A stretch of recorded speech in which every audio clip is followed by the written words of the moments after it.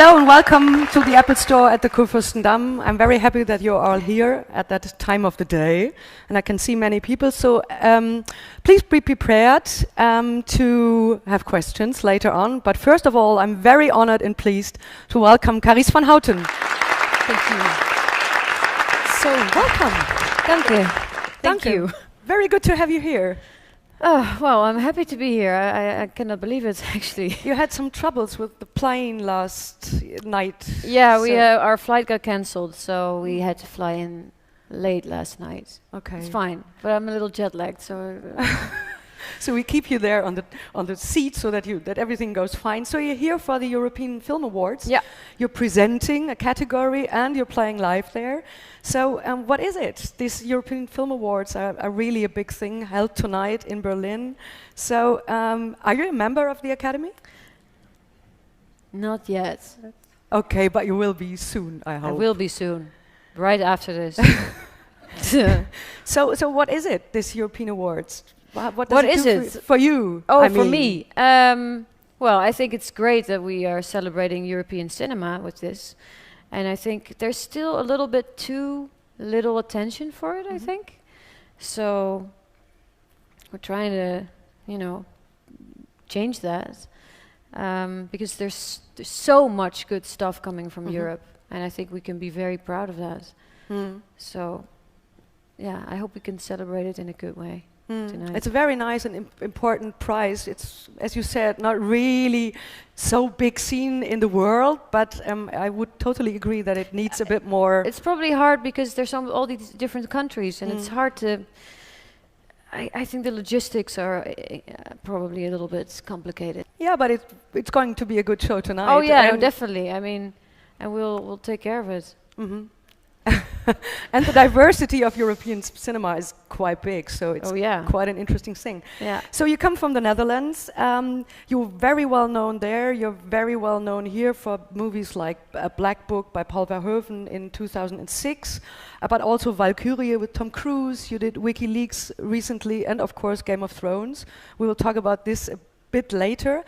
Looking at your career, it seems to me that it was really straightforward because you started very young. You went to a theater school, and I got the impression that you started to be really.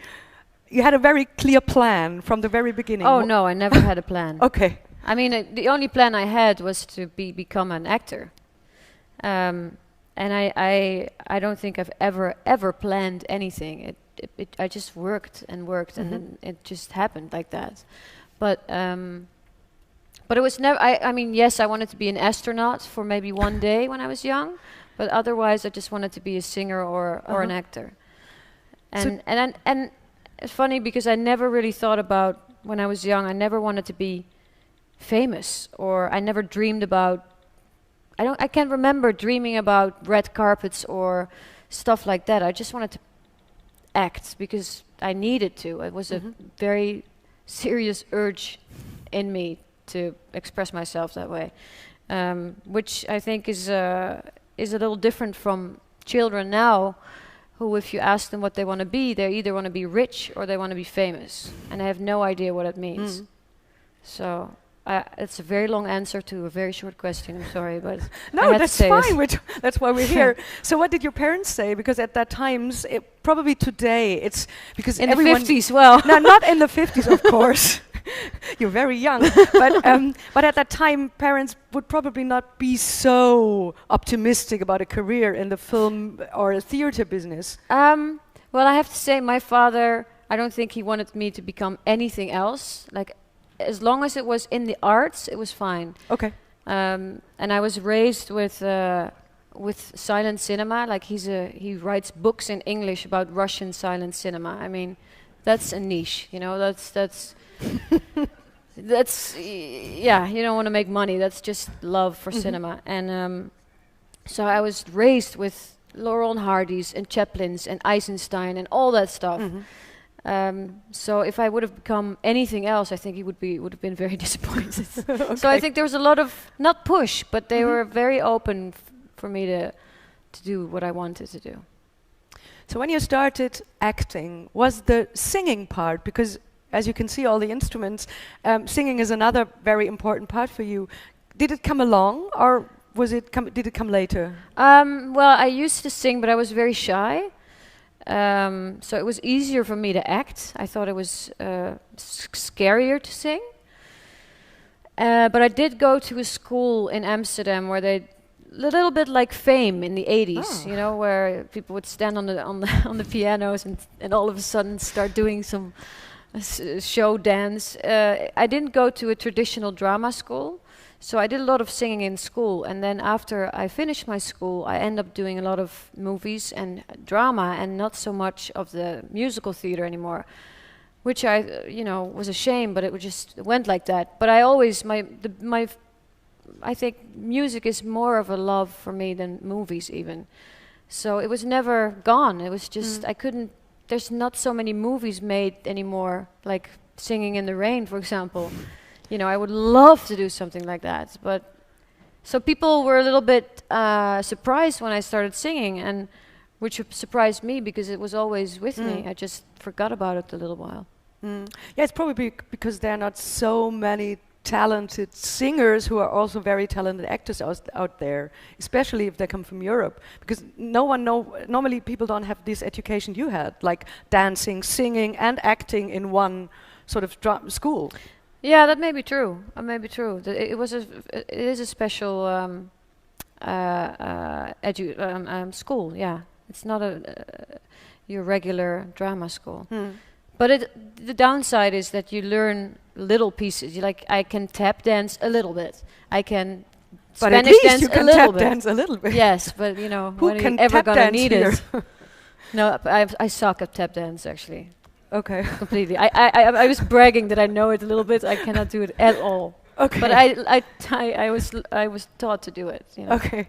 So, but what I can tell, you can sing very, very well. Thank and you. we can see something because we have a little clip recorded this year in March live at the Paradiso in Amsterdam, which is the best concert hall in the world, I think. I think it was nominated. Would be really happy to hear that. Yeah, but I think they're nominated. They have a ranking. It's a beautiful room, so it's and it has a lot of history. Yeah. Yeah. So let's see. You sing it. So Something Funny performed live at the Paradiso. It's from your album See You on the Ice. What kind of album is that? How can you describe it?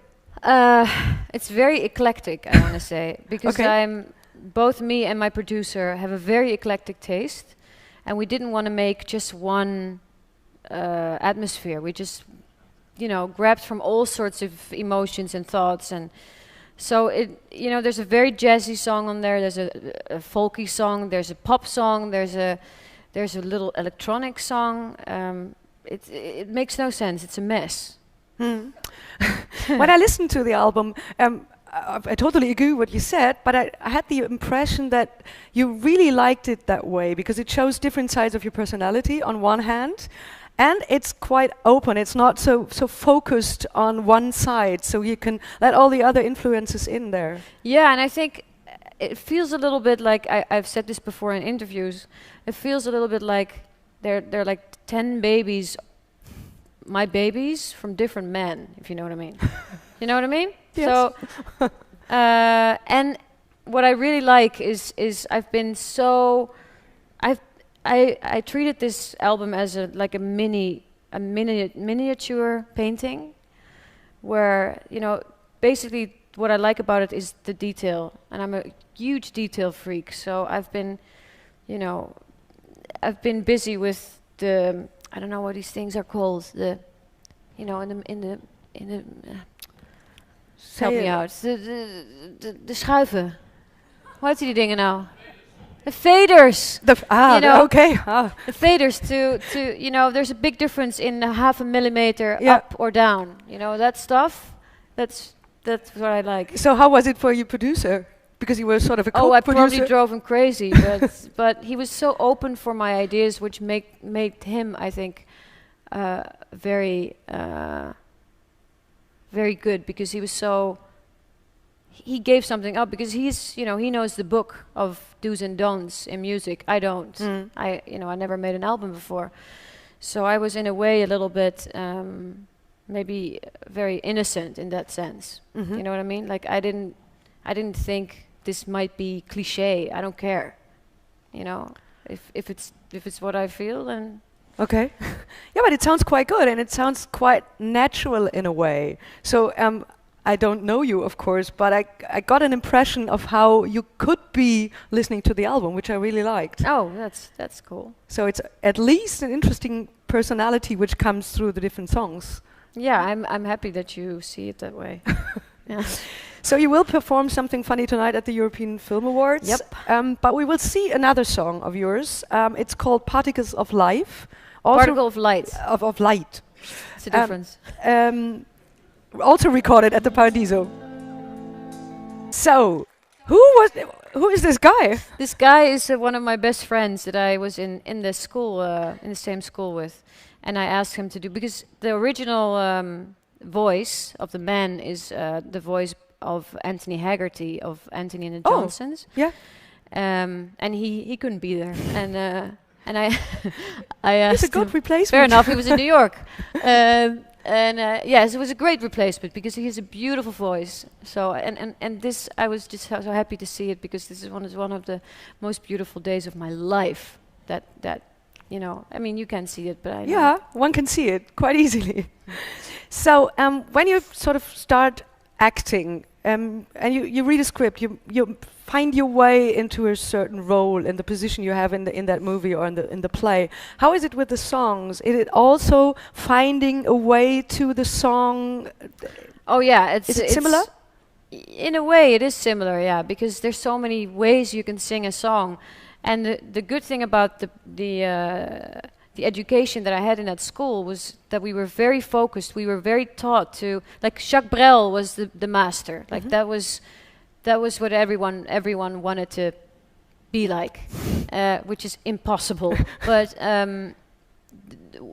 what we were taught was that if you sing a song, it's not about technique. You know, forget X Factor, forget The Voice, with all respect, but these people can sing great, but it's very technical, if you know what I mean. And I think singing is about telling the story, and it's like a movie. You're telling the story, and the best singers for me are singers that are not per se technically perfect, like Nina Simone, like Tom Waits, like Bob Dylan, you know, people like that.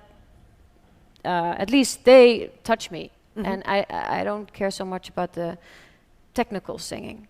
Yeah, you need to have a personality. Again, it's a very long answer, and I don't even know what the question was. No, it's quite okay.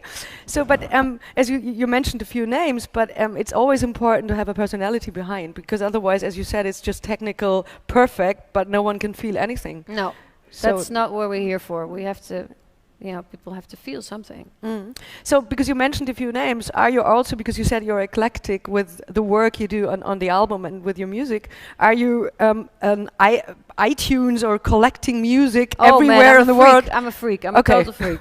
I would have guessed that. Yeah, I'm the person that will shove you away on your own party and will play the music because I can't stand what's on the speakers. Okay, so I'm you're going to the DJ and asking him, "Can you play something else, please?" Or yeah, I'm like that. I can be a little anal. I can be a little bit too much. Yeah, I can totally. I'm as well. Same. So Yeah? I know what you're talking about. It's sometimes So a bit pushy. Yeah, but it's important because yeah. life's too short to listen to bad music, man. You're absolutely right. Yeah, you can. You can clap. Do stuff like this. So, will there be ever a decision between music and acting, or will it always be?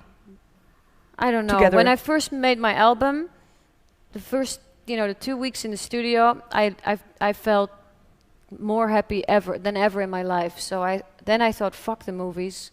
I'm never gonna do that again. I'm only gonna make music. But then, you read a script and your heart starts pounding again. So it's a mixture. I would love to be able to do both. Mm-hmm. So let's go back to Melisandre to Game of Thrones. You're actually shooting right now, season 4.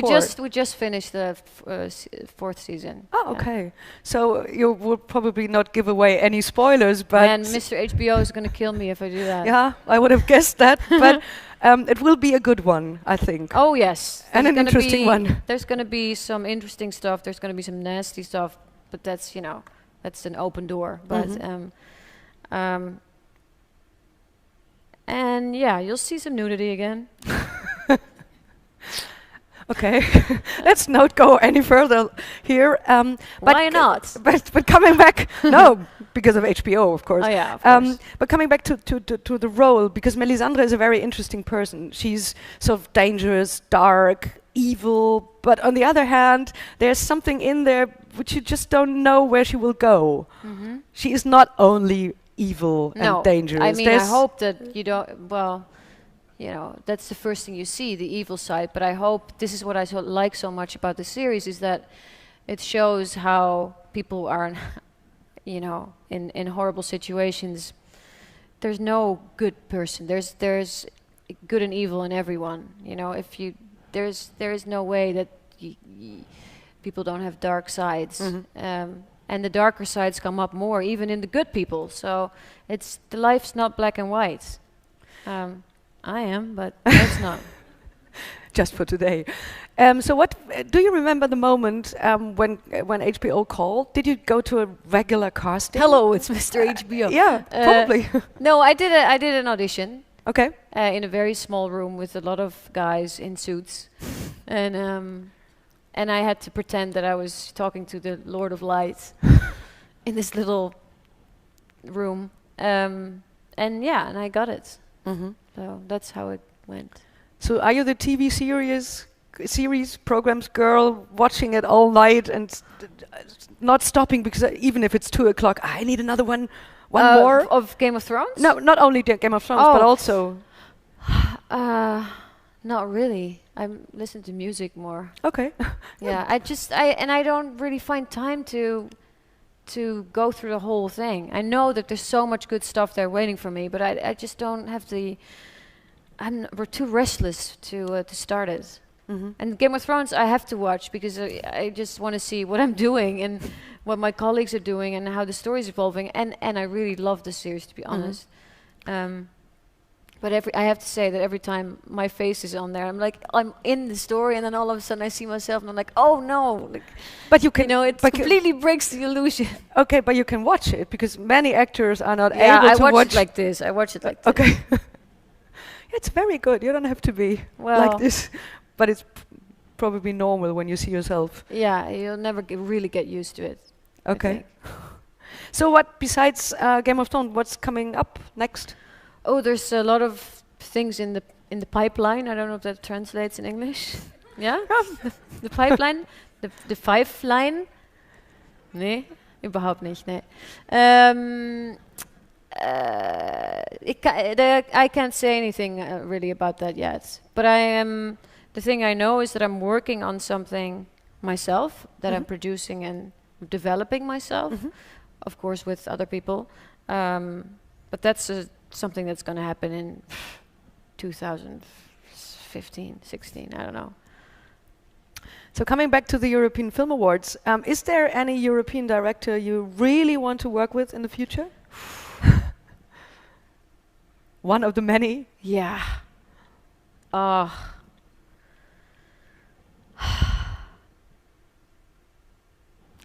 First thing that comes to mind is Almodovar, but it's, yeah. Yep. I have to work on my Spanish, man. It's not that good, yes. You can talk to him tonight. Yeah, well. He's last year I was sitting behind Michael Haneke, who I love to work with as well. But I just saw the back of his head. I didn't dare to say anything. I was a little intimidated. You won't be tonight, I guess. Yeah. So, thank you very much for coming. It's time for you now.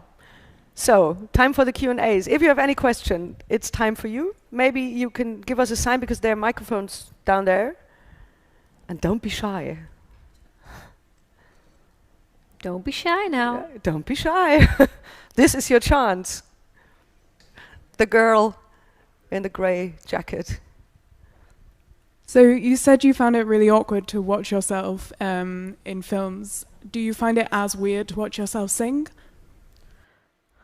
It's a little less weird because I'm not moving that much. But yes, it's so personal to sing. I mean, you know, in a movie or in a theater play, I'm playing someone. I have a weird name like Melisandre, and here I'm myself. So yes, it's different, and it.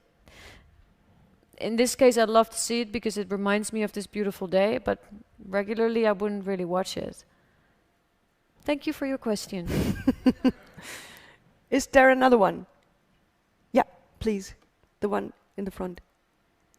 As a European actress among American colleagues, I wonder how exactly do you feel being a foreigner in such a very American series? And well, it doesn't really feel like an American series because most of my co-actors are either from Scotland or Ireland or England. So I think the Americans are more of a minority there. I mean, yes, it is an American company, but Americans don't have so much to say. No, they do, of course, because they are the producers and the writers. But on a daily basis, I hardly hear any American. I hardly see them. So,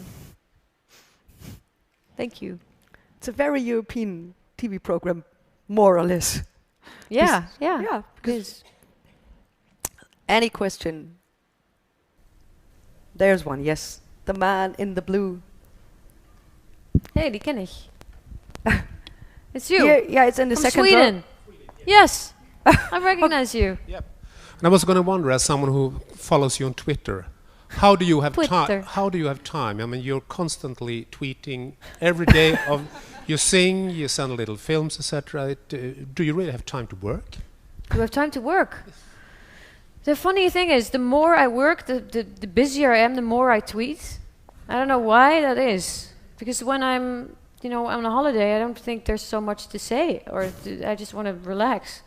So, yeah, it means that I'm working hard, funny enough. And it's also an addiction. Yes, I am a Twitter addict. There, I said it. Okay, see here's a little one finger there. Ah, yeah. Okay, sorry. What does the title of your album refer to? See You on the Ice. As I mentioned before, Anthony Haggerty, that's the singer that's on a duet with me on the record. He is. I'm a big fan of his, and he told me once that he had a big concert to do, and there was hardly any time to prepare to rehearse, and he just, after the rehearsal that was very short, he said to the big orchestra that he said, "See you on the ice," meaning we'll see what happens when we get there. And that's how I felt making this record. Like, well, I'm just gonna dive in and I'm gonna improvise. And also it's inviting people to. For me, it was a dangerous step as a sort of well-known actor to become a singer, because everyone is very skeptical about it mostly at first. And so it was sort of an invitation. Like, I'm going on a slippery. I'm going to do something scary, and I'm inviting you to come along with me. That's the story. A little romanticized, but yes, that's what it means. So maybe one last question. Yeah, sorry. Is the microphone coming? Yeah. Hi, do you see elements of yourself in your characters that you play, or do you feel you more reinvent yourself? And if it is the first, is there any role you feel like most reflects you? Well, that's a good question. I basically always feel like myself when I act. I don't really believe in becoming someone else or going into someone else's skin. I think it's the other way around. I think the character takes over you. if you know what I mean. So you use your own, because that's why every actor is different. That's why we like to act, because we want to put something from ourselves in there, because otherwise we're just machines. Everyone can do it. So I basically always feel that it's me saying really strange things, or doing really strange stuff, or wearing really strange clothing, because it has to be connected with something in me. And sometimes it's a hard way, because not always you can find it immediately. If you play like this medieval witch, it's not very close to my character per se, but there's always something there that you can take it from, if you know what I mean. So yes, I feel I always make it very, very personal, otherwise I can't act. That's the answer. So, thank you very much. Thank you for being here today, and have a lot of fun tonight at the European Film Awards. Thank you. And good luck for the future with everything you do.